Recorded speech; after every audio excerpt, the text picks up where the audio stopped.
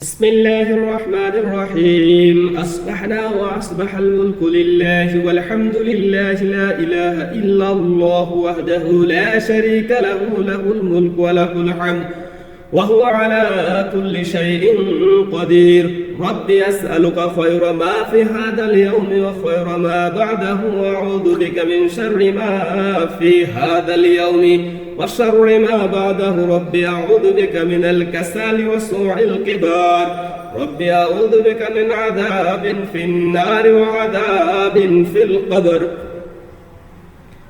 আমরা আল্লাহর জন্য সকালে উপনীত হয়েছে, অনুরূপ যাবতীয় রাজত্ব সকালে উপনীত হয়েছে আল্লাহর জন্য।